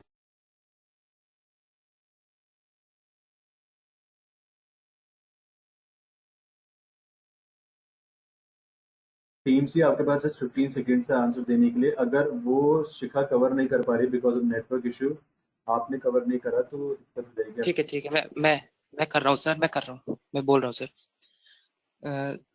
Supply of good and services होती है, सप्लाई बेसिकली मीन्स होता है गुड एंड सर्विसेज की सप्लाई करना, जैसे कि सेल करना, ट्रांसफर करना, बार्टर करना, एक्सचेंज करना, लाइसेंस, रेंटल, लीज या डिस्पोज करना। ठीक है। सप्लाई फ्यूचर पर्पस के लिए भी होती है, मतलब डिस्पोज और disposable, whether it is dispose और डिस्पोजेबल, और व्हाट इट मीन। सॉरी, कि फ्रेंड ने बोला था कि वो डिस्पोजेबल है, डिस्पोजेबल, और आप बोल रहे हैं डिस्पोज, तो what is the difference between disposal बोला मैंने, और डिस्पोजल बोला मैंने, आपने डिस्पोज बोला था। It's disposal not disposal. Clarify करो डिस्पोजल डिस्पोजेबल को, और एक अभी आपने इसके बाद भी एक और वर्ड बोला था, उसको भी मैंने डिस्पोजल बोला, जो कि मैंने बोला मेड और एग्री टू बी मेड, मतलब जो मेरी टीम मेंबर डिस्क्राइब करी थी जो फ्यूचर पर्पस के लिए होती है, उसको यही बोला मैंने, इसके अलावा तो मैंने कुछ नहीं बोला। डिस्पोजेबल का इसमें क्या मतलब है, मेरे को समझ में नहीं आया। डिस्पोजल गुड्स के लिए यूज होता है, जो कि जैसे कि हमें रेडी फाइनल फॉर गुड्स, मतलब सेल के लिए हमें रेडीमेड मिल जाए, ये गुड्स पर्पस के लिए होता है।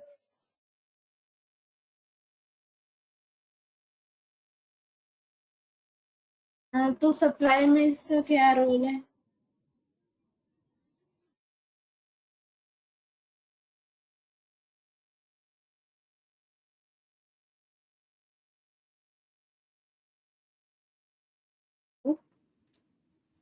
मेरे को एक बार डिस्पोजेबल का मतलब बता दीजिए, और लोकेशन ऑफ सप्लायर और प्लेस ऑफ सप्लाई।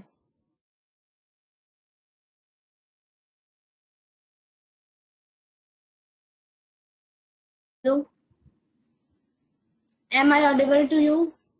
हेलो, हाँ आवाज आ रही है आपकी। डन। मेरे को डिस्पोजेबल का मतलब बता दीजिए, सप्लाई का क्या। It's done. They are unable to answer your question. अब -1 से आप आते हैं 0 पे। ठीक है, नेक्स्ट बारी है, क्योंकि इतना रिपीटेशन नहीं चलेगा, उन्होंने इतनी बार डिस्पोजेबल वर्ड बोल रहे हैं, तो आपको प्रिपेयर होना पड़ेगा उनके लिए। नेक्स्ट बारी है दोबारा से टीम डी की। टीम डी से क्वेश्चन पूछेंगे team A, team B and then team C. जी, रजिस्ट्रेशन के जितने डाउट्स अपने क्लियर कीजिए क्वेश्चन से रिलेटेड, और जो भी आपको ऐसा लगता है कंफ्यूजन आप दे सकते हो सामने वाले को, क्योंकि कंफ्यूजन देने से भी आपकी टीम को एक पॉइंट मिल सकता है। मान लीजिए आपने कोई ऐसा क्वेश्चन पूछा जो बहुत ही ट्रिकी है, टीम डी जवाब नहीं दे पाई, तो उस क्वेश्चन की वजह से आपको एक पॉइंट मिल जाएगा। तो आपके क्वेश्चंस की वजह से भी आप जीत सकते हो। It's not just the answers but also questions. जी, team A to team C, sorry team A to team D पूछिए।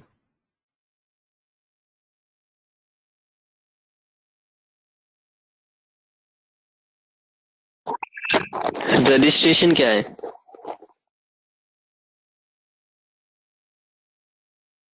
क्या? रजिस्ट्रेशन क्या है? रजिस्ट्रेशन एक प्रोसेस है किसी भी चीज में एनरोलमेंट होने का। किसी भी ऑफिशियल लिस्ट में अपना नाम देने का। Right answer. पर आप ये बताइए कि अगर हमने CGST एक्ट के अंदर रजिस्ट्रेशन को कैंसिल करा दिया तो क्या वो SGST एक्ट के अंदर भी कैंसिल हो जाएगा ऑटोमेटिकली?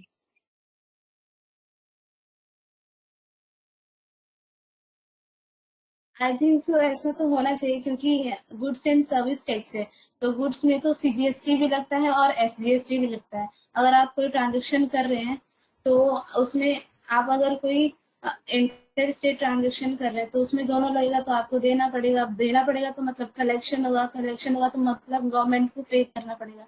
तो अगर आप कैंसिल करवा रहे हैं तो दोनों में कैंसिल करवाना पड़ेगा। Very well explained. Right answer.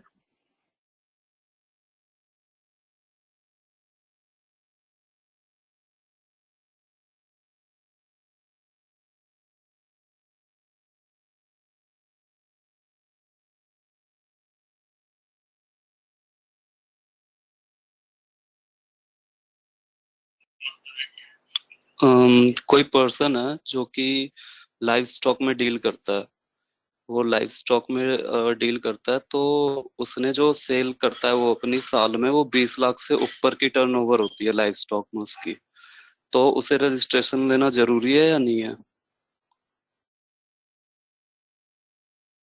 It's depend on it's area.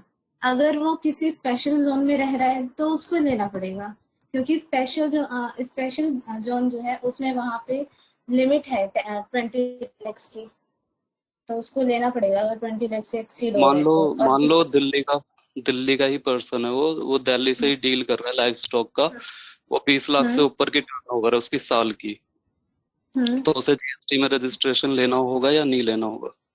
लेना पड़ेगा। Wrong sir. कैसे? How?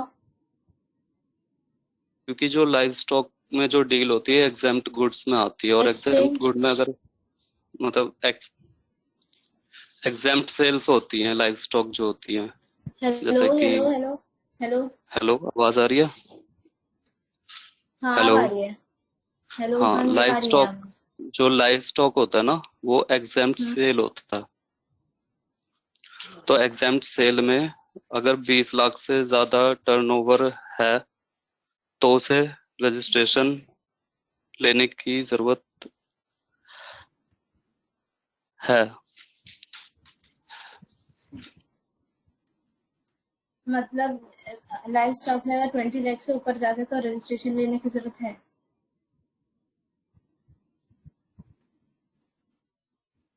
Hello Alok, hello hello hello hello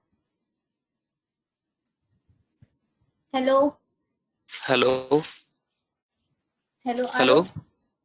हाँ हाँ, एक बार रिपीट करना। आप ये बोल रहे हैं कि ये जो लाइव स्टॉक है वो मैंने ये एक्सेंटेड पूछा है? था आपसे, हाँ मैंने ये पूछा था लाइव स्टॉक जो एग्जेम्प्ट सेल है उसमें 20 लाख से टर्नओवर ज्यादा है उस बंदे की सेल करके, तो उसमें हाँ।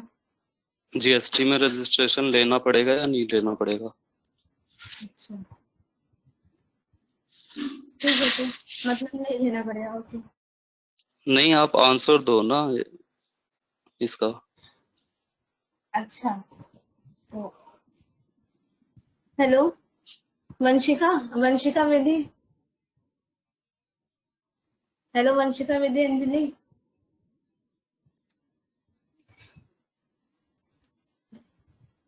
हेलो आलोक, मेरे ख्याल से ये एग्जेम्प्टेड सप्लाई होगी, क्योंकि लाइव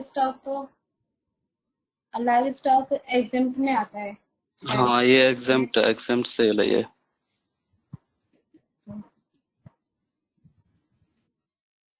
तो इस वजह से इसमें नहीं आएगा। तो इसमें रजिस्ट्रेशन लेना होगा या नहीं लेना होगा, आप ये बताइए। नहीं लेना होगा, एग्जेम्प्ट सप्लाई है तो। लेना होगा। लेना होगा, वाई?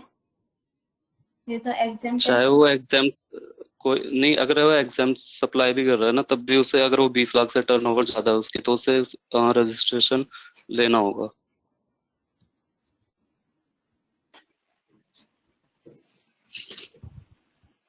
Hello sir. हाँ संध्या। Hello sir. हाँ हाँ सर लाइव स्टॉक का क्वेश्चन है, वो एग्जाम्प्ट सप्लाई में होगा, एग्जाम्प्ट सप्लाई में तो है, लेकिन रजिस्ट्रेशन लेना पड़ेगा या नहीं, ये आलोक का क्वेश्चन है। हाँ, तो आप बताइए ना इसका आंसर क्या है आपकी तरफ से। सर मेरा तो आंसर है कि नहीं लेना पड़ेगा, नहीं लेना पड़ेगा। आलोक कह रहा नहीं लेना पड़ेगा। नहीं, मैंने कहा लेना पड़ेगा, आपने कहा नहीं लेना पड़ेगा। आलोक बताइए ना, आप इनके आंसर सेटिस्फाइड हैं नहीं है? डन, ये बताइए फटाफट से, इसको डन करिए। नहीं, मैं सेटिस्फाई नहीं हूं ना, क्योंकि इन्होंने बोला नहीं लेना पड़ेगा। सर आधा सही है मेरा, मैंने एग्जाम तक सही दिया था। चाहे एग्जाम सर, 0.5 सप्लाई क्यों ना मार्क्स हो, मिले। अगर वो 20 लाख से ज्यादा का टर्नओवर उसका है, तो उसे कंपलसरी है रजिस्ट्रेशन लेना।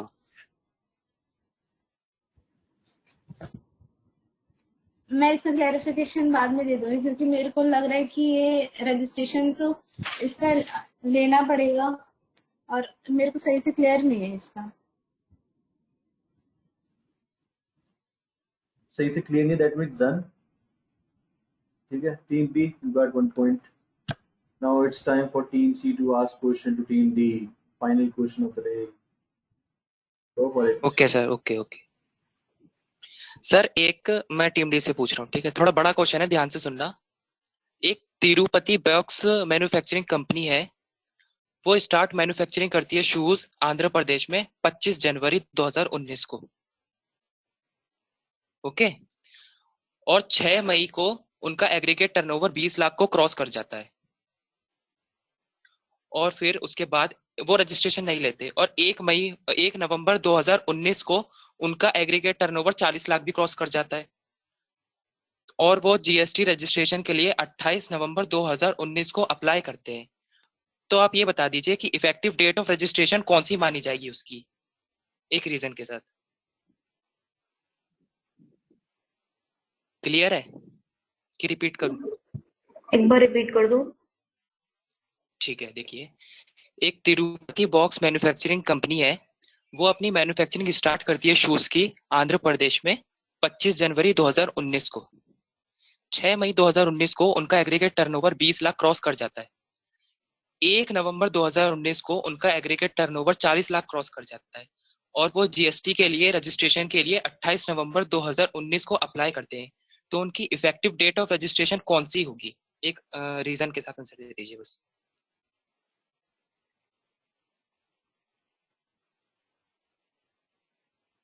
तो आंसर इज कि वो 1 नवंबर को करवाएगा, वो 1 नवंबर को करवाएगा, क्योंकि उसकी 40 लाख है, 40 लाख है। और 28 को कितने बताई थी आपने, 1 मिनट बताना। 28 नवंबर को उसने रजिस्ट्रेशन करवाया था, मतलब एप्लीकेशन दे दी थी रजिस्ट्रेशन। अच्छा अच्छा, तो इसको 1 नवंबर को करवाना था रजिस्ट्रेशन। तो वो लायबल कब से होगा जीएसटी में? वो लायबल भी एक नवंबर से ही होगा, क्योंकि 1 नवंबर से ही उसकी जो इनकम हो रही है वो 40 लाख क्रॉस कर रही है, क्योंकि हमारा गुड्स के अंदर 40 लाख से ज्यादा होता है, तो हमें रजिस्ट्रेशन कंपलसरी करवाना पड़ता है। और it's depend on special zone also. Okay okay, ठीक है।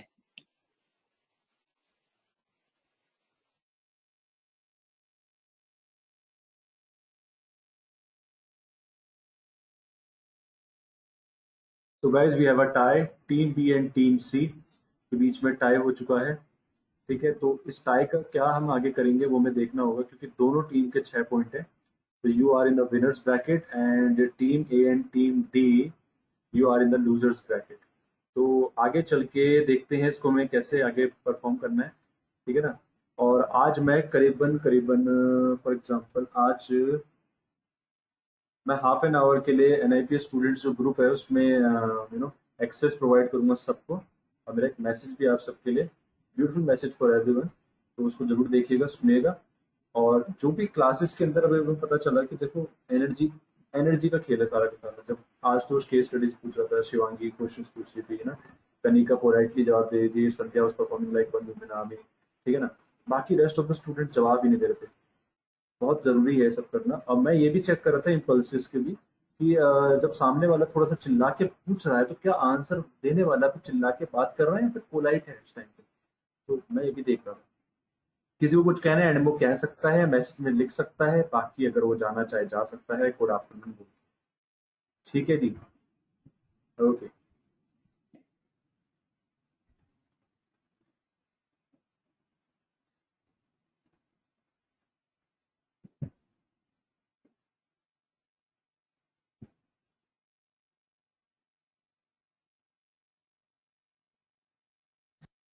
सर मेरे को एक चीज क्लियर करनी है।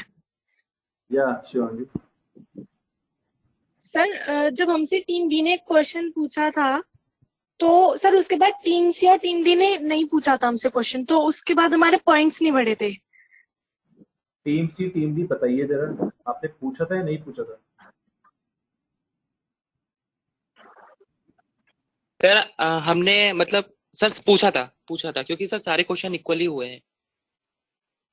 पर जब मैंने उस टाइम बोला था कि सी और डी ने तो पूछा ही नहीं, तो अरे क्या हमने उस टाइम पूछा था, कुछ हमारी एक टीम मेंबर ने पूछा था तो हमको पॉइंट मिला था, आपने आंसर नहीं दिया था। सर ने कहा था 15 सेकंड ओवर हो चुके हैं। तो अच्छा, हमको और वो उसके point बाद मिला। टीम डी ने पूछा था हमसे। आई गेस टीम डी ने नहीं हाँ पूछा था फिर उसके बाद। पूछा था हमने। उन्होंने भी पूछा था। क्या पूछा था आपने? पूछा था।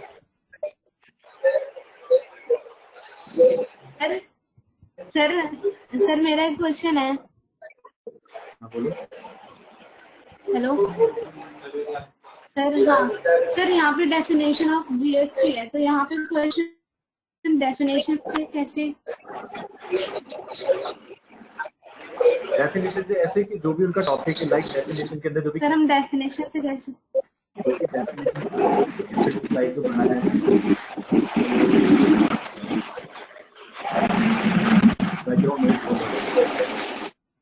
डेफिनेशन रिलेटेड टॉपिक है जो भी है उसमें मैं क्या बताऊं।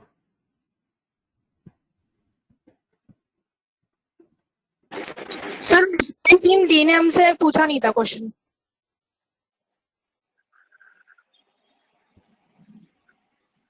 बेटा पूछा था। एक बार एक काम करना, मैं वीडियो भेज रहा हूँ ना, वीडियो में देख लेना आराम से। ठीक है, वीडियो देखना आराम से, फिर क्लेम करेगा। Okay sir. चलिए bye bye, take care and okay sir. मिलते हैं नेक्स्ट सेशन में सैटरडे को।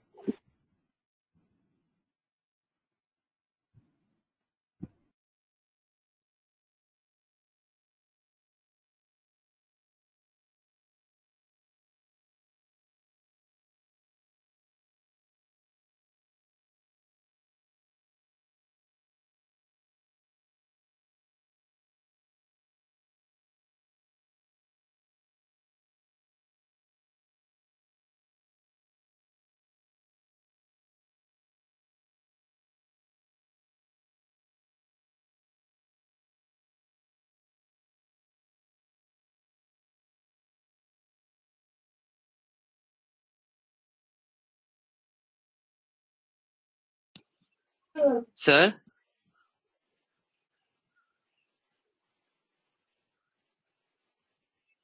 सर गए? आज तो नहीं मैं गया नहीं है, मैं यहीं पे हूँ। सर मैं कहना चाहता हूँ कि सर ये गेम खेल के बहुत अच्छा लगा, अच्छा आइडिया था आपका। और सर अगर थोड़ा गुस्सा हो गया हूँ तो सर सॉरी, सर थोड़ा हो जाता है, उस पर मेरे को काम करना है बहुत, मुझे भी पता है गुस्सा जल्दी आ जाता है। सॉरी सर अगर आपको बुरा लगा हो तो। मैं सर गेम खेल के मजा आया, अच्छा आइडिया था आपका। चलो ठीक है, थैंक यू सो मच यार, तुम लोगों के लिए प्रिपेयर था। बाकी तुमने बहुत अच्छा फ्रेमवर्क्स दिए, केस स्टडीज दिए, मुझे भी सीखने को मिला बहुत सारी चीजें। ये तुमसे ज्यादा तो मेरे लिए भी है, मतलब ऐसा नहीं है कि बच्चों के लिए है, मेरे लिए भी है। बट यही है कि कुछ लोग परफॉर्म ही नहीं करते हैं, उनको पता चल रही है कि प्रिपरेशन क्या है, तुम्हारी प्रिपरेशन क्या है, बट इसको कंटिन्यू रखना।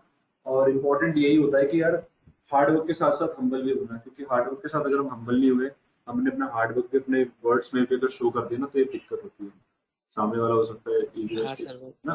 तो बस वही है, बाकी सब ठीक था। एग्रेशन थोड़ा सा जरूरी होता है, वो एग्रेसिवली कहा, वो भी मैं समझ रहा था, बट मेरे को ये बोलना था तुम्हें, तो मैंने कहा बस कि यार अगर मैं भी 10 बार रिपीट कर रहा हूँ तो मैं भी यार क्या इम्पल्सेस में कंट्रोल हूँ।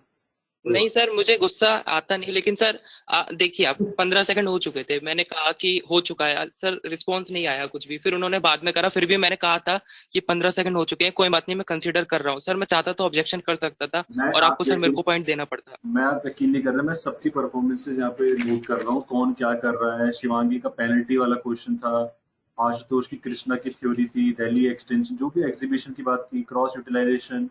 फिर संध्या ने पॉइंट बोला था कि लेमन वाला जवाब दीजिए। ये सारे कीवर्ड्स लिखे हुए हैं मैंने, तो मैं एग्जैक्टली देख रहा था कि कहाँ पे। और आलोक ने 2 बार वीकनेस में जवाब दिए, ऋतिक की वीकनेस थी, थोड़ी सी एनर्जी नहीं थी, सब चीजें रिकॉर्डेड है।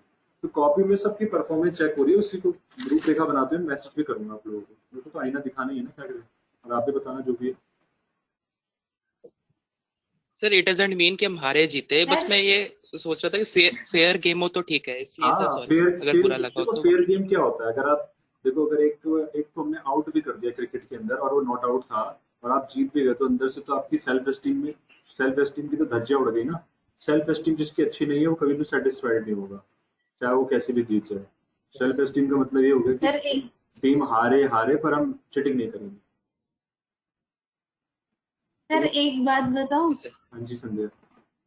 हेलो सर, पता है वो आशुतोष ने क्या किया, उसने मेरे से क्वेश्चन पूछा था। हाँ। तो उसने मेरे को बोला कि 40 लाख से। आशुतोष अभी लाइन पे, आप उससे बात कर लो। कोई बात नहीं। हाँ सर मैं सुन रहा हूँ। हाँ हाँ मैंने देख लिया, आप सुन रहे हो। तो पता है आप मेरे से सेटिस्फाई हो गए, और जबकि मैंने आंसर गलत दिया था। नहीं आपने सही दिया था, क्योंकि मैंने आंध्र प्रदेश बोला था। देखिए मैंने पता है क्यों नहीं, सुनिए मैं, अच्छा मैं उसका रीजन भी दे सकता हूँ। हाँ बोलो। हाँ चलिए आप बोलिए आपको क्या गलत लगा, ठीक है आप बोलिए। मैंने ये बोला था कि मैंने उसका रीजन ये दिया था कि उसको रजिस्ट्रेशन नवंबर में करवाना पड़ेगा, वो इसलिए क्योंकि उसकी लिमिट 40 है, ठीक है। तो हम रजिस्ट्रेशन तब करवाते हैं जब हमारा एक पैसे भी ज्यादा होता है, इसमें 40 लाख ही है। नहीं आपने क्वेश्चन सुना नहीं, मैंने कहा था एक्सीड्स 40 लाख, मतलब 40 लाख को क्रॉस कर जाता है। और देखिए इसका अगर मैं आपको और घुमा सकता था तो फिर मैंने यही बोला एक्सीड्स 20 लाख और एक्सीड्स 40 लाख, मतलब वो 6 नवंबर को 20 लाख क्रॉस कर गया, 1 नवंबर को 40 लाख क्रॉस कर गया। इतना पागल तो मैं भी नहीं हूँ, वो ठीक है। नहीं मेरे को और ये पागल वाली बात कहाँ से आ गई? सॉरी, लेकिन वो देखिए। अरे वो ऐसे ही कह रहा आपसे, इतना ज्यादा उसको सीरियसली नहीं जरूरत नहीं। वो मैं उस सेंस में कह रहा था कि आपको अगर लगा कि मैंने गलत क्वेश्चन पूछा है, क्योंकि मैंने ये क्वेश्चन ढूंढे ऐसे थे। अब बाकी के 2 टॉपिक थे ना, उसमें वो थोड़ा ऐसे ही था, यही टॉपिक अच्छा लगा तो उसमें मैंने थोड़े इंटरेस्ट से क्वेश्चन ढूंढे थे। एक क्वेश्चन और था, वो क्वेश्चन पूछने का टाइम नहीं आया। अभी पूछूं? प्रैक्टिस हो जाएगी। नहीं हो गया, अरे डन हो गया, मेरे को भी जाना है। अरे अरे कर लेना बेटा, मेरा बैच है 5 मिनट में। सुनो मैं आपको बताता हूँ संध्या का थोड़ा सा, आपको थोड़ा सा उसका ये, संध्या का वो क्वेश्चनिंग बहुत करती है, ठीक है ना, तो दैट इज गुड। बट वो सेटिस्फाइड बहुत लेट होती है आंसर से, और कई बार वो थोड़ा सा उसकी वाणी में भी दिख जाता है, ठीक है ना। कोई दिक्कत नहीं है, ऐसे में भी होना चाहिए, ठीक है। नहीं लेकिन आपने आंसर अच्छा दिया, मुझे लगा नहीं था। अब जो भी बात करना ना वो ग्रुप में कर लेना, मैं आधे घंटे के लिए ऑन कर रहा हूँ। Okay sir, okay thank you. ठीक है, बी रिस्पेक्टफुल इन टाइपिंग। मैं भी आऊंगा नहीं ग्रुप में, मैं। हाँ सर सॉरी अगर गलती हुई तो मैं पहले बोल रहा हूँ, अब नहीं बोला। कोई बात नहीं, ठीक है। Okay sir. Thank you. चलो बाय बाय। Next day.